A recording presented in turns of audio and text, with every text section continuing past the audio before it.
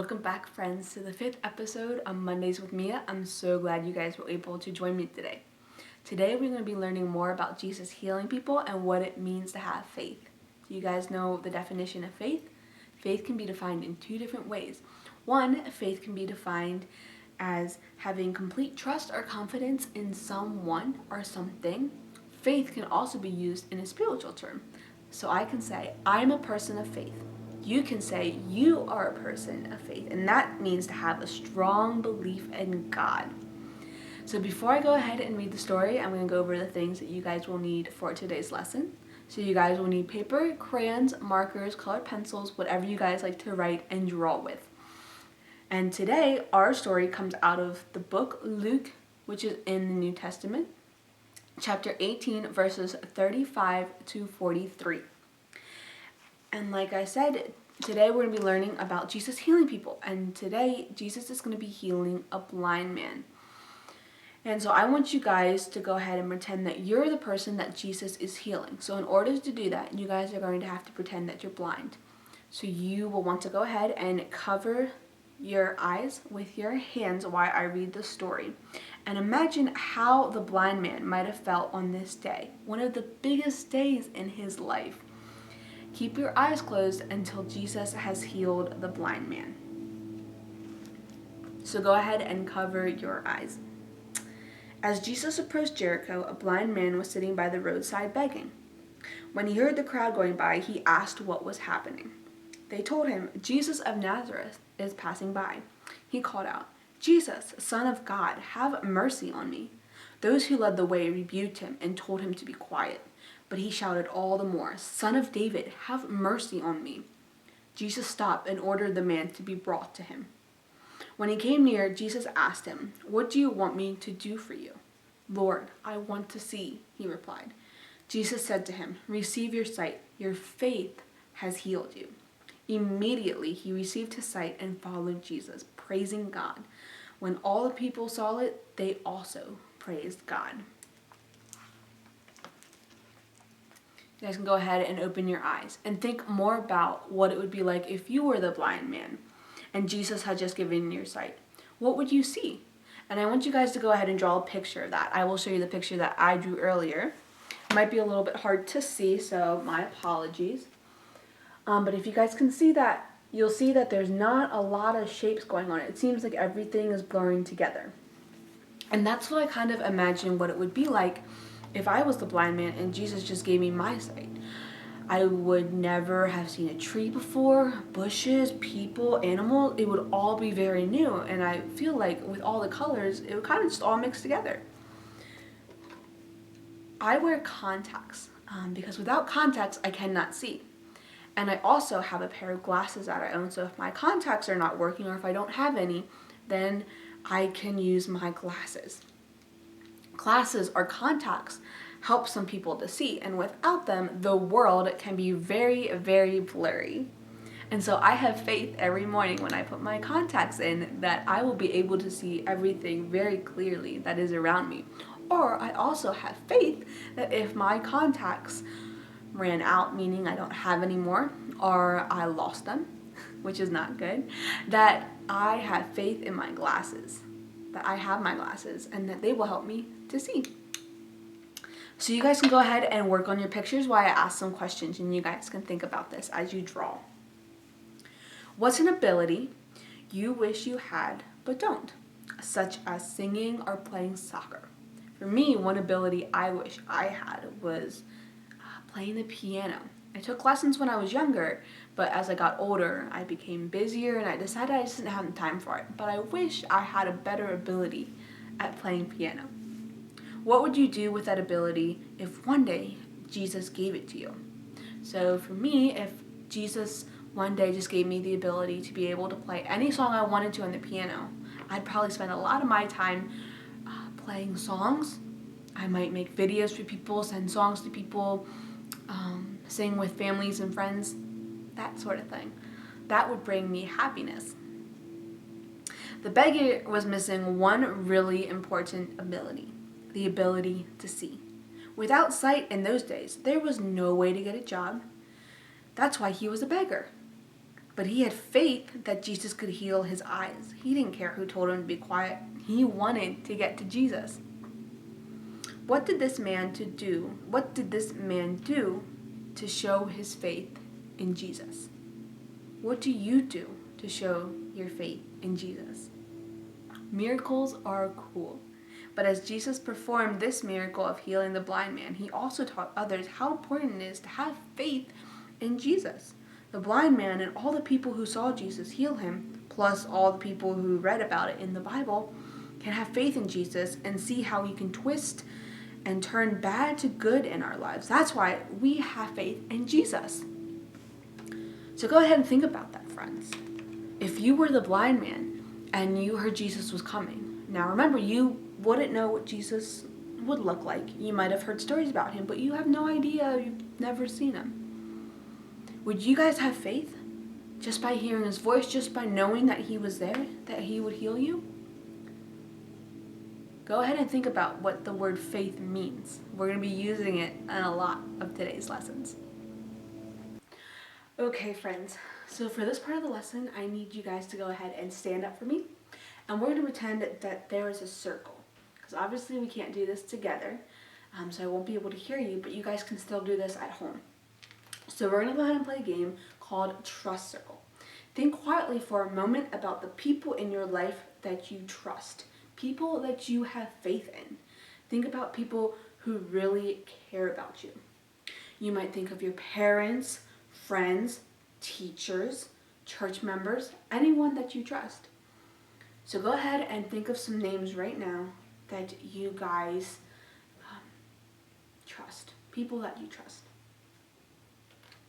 So then when I say go, jump into the middle of our pretend circle that we have going on here and shout the name of the people or person that you trust. So we're just going to go ahead and do one name at a time.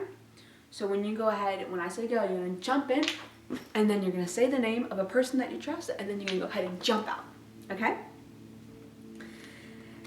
So if we were together, we could try to get as many names as we possibly could, but unfortunately we can't do that. So if you guys want to, let's do this 5 times. So come up with 5 different people that you trust, okay?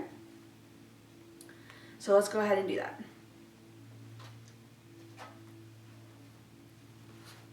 My mom. My dad. Sean, my brother. My friend Micaiah.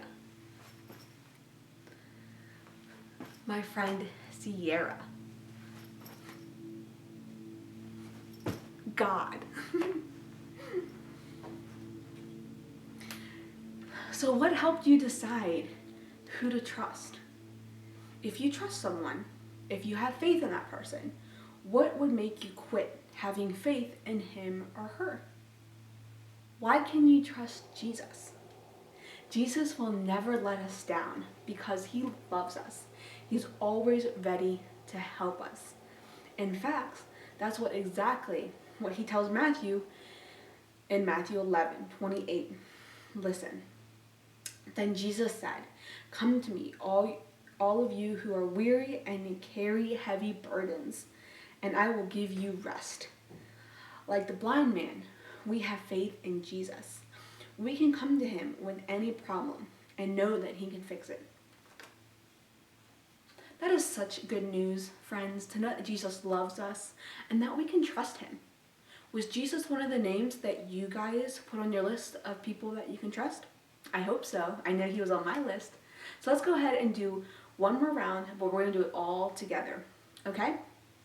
So when I say go, I want you guys to go ahead and jump into our make-believe circle and shout the name Jesus. Ready? Go. Jesus. Do you guys like to make believe? Because I like to make believe. So in this next part, we're going to head and do a little bit of make believe. We're going to make up our own stories. And like I always say, if there are stories or pictures that you guys want to share with me, you are more than welcome to do that. You can have your parents send me an email. I would love to hear them.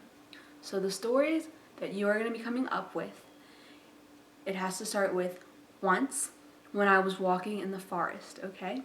So as long as your story starts with that, then you can go ahead and finish the story however you want. So for example, I might say, once when I was walking in the forest, I saw a bear tap dancing in a pink tutu. And then I could go ahead and come up with a whole nother story. So I'm going to go ahead and try to think of one on the whim to share with you guys, okay? Once I was walking in the forest and I saw a bear wearing a pink tutu. I had never tried to tap dance in a pink tutu, so I went up and asked the bear, "Excuse me, Mr. Bear, can you teach me how to tap dance?" The bear then spent time teaching me how to dance.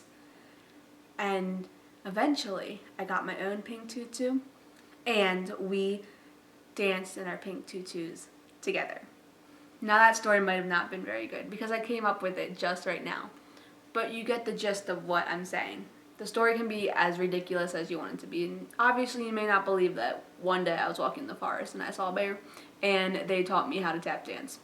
But that is the fun with this game. So you can go ahead and write your story down, draw a picture of it, and share it with me later. Love to hear it. And here are some things to think about. Obviously, I'm guessing you didn't believe the story that I told you. That's because you heard me say the stories had to be make-believe. So you knew the story that I was telling was not true. And maybe it's because you knew the stories you just heard it can't be true. Bears don't tap dance or wear tutus. You can't have faith in things or in people that are make-believe. For you to have faith in someone, he or she has to be real and has to be true. Why do you believe in Jesus? Think about that question. Why do you guys believe in Jesus? I believe in Jesus because I know that he is always with me. And even though I can't always see him, I might not always be able to hear him or be able to touch him. There are signs all over this creation that shows me that he's real.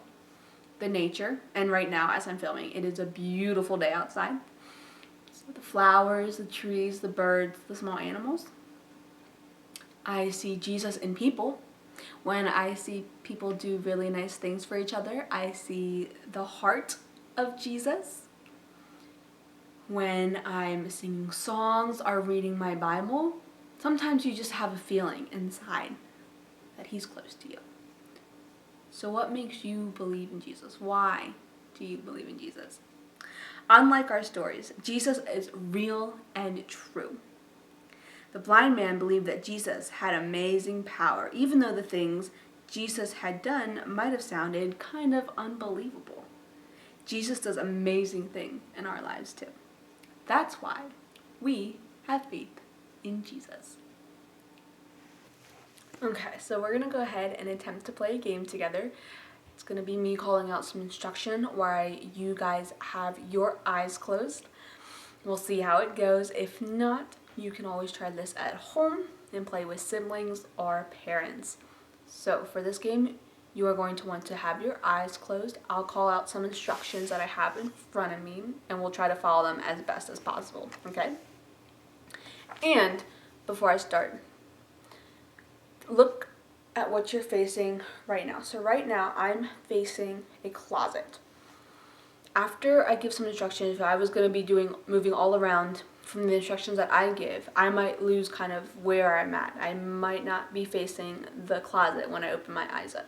So try to guess your surrounding as you're moving around. If your birthday is on an even number day, scoot so you're facing the direction opposite the direction you are facing now. So if my birthday was on an even number, my birthday's on November 3rd, but if it was on November 4th, which is an even number, I would go ahead and face the opposite directions, which is away from you guys. Okay? If you're a guy, scoot a quarter turn to your left, and for that, that's not halfway, so this would be a half turn. A quarter turn is only part of that. So if I'm facing this way, you just want to go like that, okay? If you're a squirrel, scoot a half turn to your right. So my right is this way. So I'm going to go ahead and scoot like this. but you guys obviously can't see me right now because your eyes should be shut. If you have a pet, carefully scoot back 2 feet. I have a pet, so here I go. 1, 2. If you have a brother or a sister, carefully scoot forward 2 feet. I have a brother and a sister. You guys can go ahead and open your eyes. So that is the gist of the game. And like I said, might have not been a big success since we are not together right now, but this is the kind of game that you can play with siblings or parents at home. And you can make up your own things as well, your own instructions to give people. It could be really fun. Explain how certain you were that when you opened your eyes, you'd be facing the same thing that you were facing when you shut your eyes. Did you guys know where you were after you opened your eyes? Did you guess where you'd be facing afterwards? Explain how certain you are that when you have faith in Jesus, he can help you. And I guess since I cannot verbally talk to you, you guys can think about that. Think about how certain you are that when you have faith in Jesus, he can help you. We have faith in Jesus. Knowing that Jesus can help us is no guessing game. Not like the guessing game that we just attempted to play. We can call to him for help, just as the blind man did. And we can be certain that when we look for him, he will be right there in front of us, ready to help us. For this part, you can go ahead and stand up with me because we are going to be testing gravity. We have faith in a lot of things. For instance, we can have faith in gravity. Gravity is the force that makes things fall toward the earth when you drop them, such as a pencil. I have faith that when I let go, it is going to fall to the ground. You can try this at home as well, but be careful. We can also show gravity or test gravity by using our bodies, such as jumping. I have faith that when I jump up, I'm going to come right back down and my feet are going to touch the ground. Jump with me. We have faith that we're alive. And how do we prove that we're alive? Well, we can move our bodies. Go ahead and show how you would show that you are alive.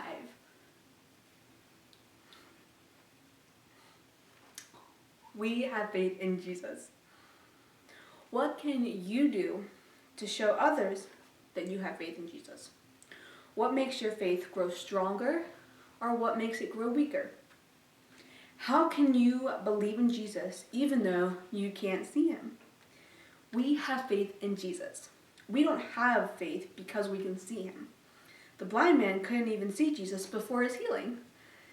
You can't prove Jesus is in your life, but when we feel how he changes us on the inside, we can show others that we have faith in Jesus. Thank you, friends, for joining me on another episode of Mondays with Mia. I hope you learned a little bit about faith today, what it means to have faith, to show faith, and how we can grow our faith in Jesus. Remember, I still have the prayer wall behind me, so if there's a prayer request that you would like me to be praying for, please have your parents send me an email with the prayer request, and I will go ahead and add it up on our prayer wall. But let's go ahead and pray together. Dear God, thank you for another day of life.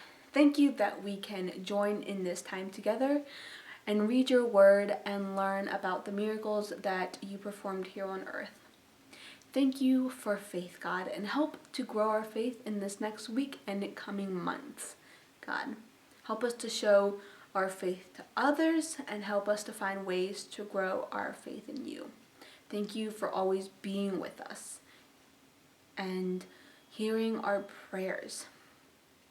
And even though, God, we cannot always see you or hear you or physically touch you, allow us to have faith to know that you are always there. Thank you for each and every one of the kids at Eastside. I pray that you keep them strong and healthy. I pray that you be with their families. And I pray for Eastside as a whole church as well, God. We are your hands and feet. Let us do your work this week. In Jesus' name, amen. I hope you guys have a good week, and I will see you next Monday. Bye, friends.